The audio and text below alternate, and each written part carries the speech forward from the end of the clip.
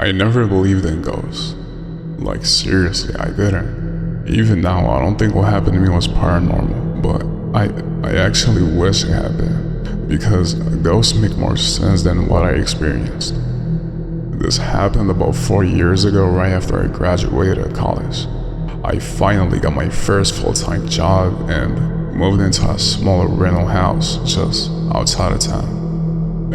It wasn't fancy, but it was 1 bedroom, 1 bathroom, a tiny kitchen, and an old wooden porch that would creak every time you stepped on it. But it was cheap, and it was mine. At least that's what I thought. The first couple of weeks were completely normal. Make coffee, and complain about having to go to work. Come home around 6. Heat up whatever frozen meal was on sale, then watch YouTube until midnight. Then I just go to bed, and nothing exciting ever happened. But my biggest problem was the Wi-Fi. Barely reached my bedroom. But looking back, I miss having problems that simple. The neighborhood was quiet. Almost very quiet. Most of the houses belonged to older couples who had lived there for decades. They all knew each other. I was basically the new kid. Every morning was a man named Frank. Would sit on his porch with a cup of coffee. Didn't matter if it was raining or freezing outside. He was always there. Eventually we started talking because he was nice. He's like the type of guy who got a story for everything, kind of sarcastic.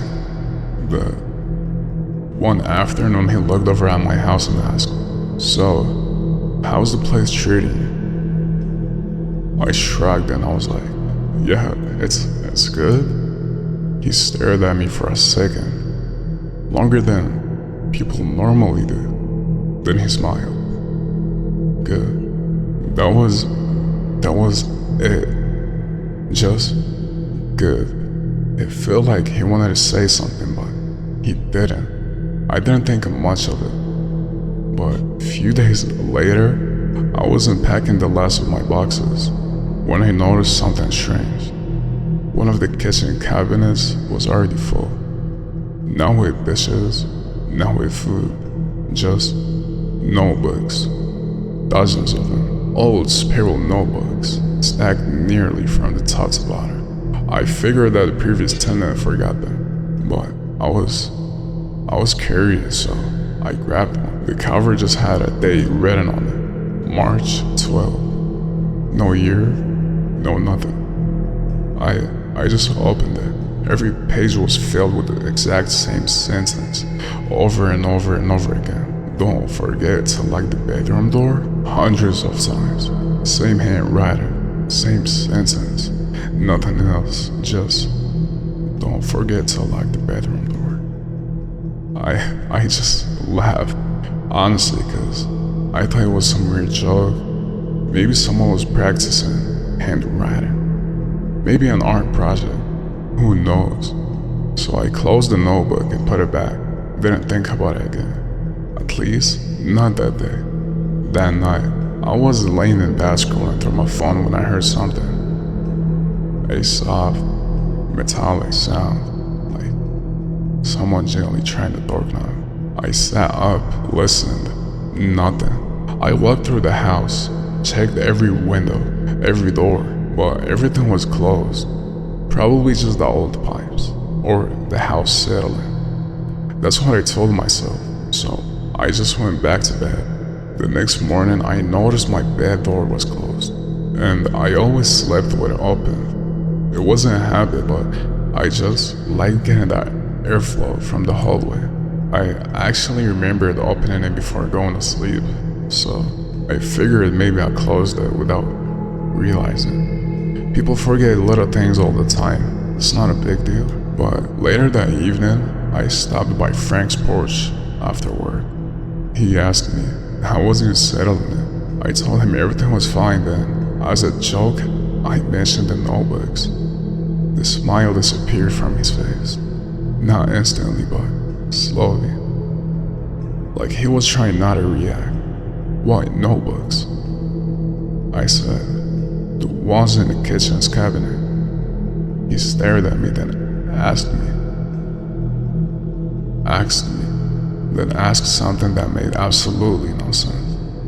"You opened one?" I fucking laughed because that was random. Then I said, "Yeah." He didn't. He looked at my house, then back at me, then quietly said, "I thought they took those." Then I frowned. I was like, "They? Who's they?" And he just ignored the question. Instead he asked, "You've been locking your bedroom door, right?" I actually laughed again, and I said, "No." Then he interrupted me hard for the first time since I met him. "You need to." I remember smiling because it sounded ridiculous. Are the fucking ghosts gonna get me? He didn't smile back. He just stood up, picked up his coffee, and walked inside without saying a word. That night, for the first time since moving in, I locked my bedroom door. Not because I believed him, just because I didn't like how serious he sounded. I turned off the lights, got into bed, started watching videos on my phone. Everything felt normal again, until around 1 in the morning, I heard footsteps, not outside, but inside the house. Slowly, heavy, walking across my living room floor. One step, then another, and then another. I held my breath. Maybe someone had broken in, so I reached my phone to call the police. Then the footsteps stopped, right outside my bedroom. Silence. 5 seconds. 10. 20. Then the door knob very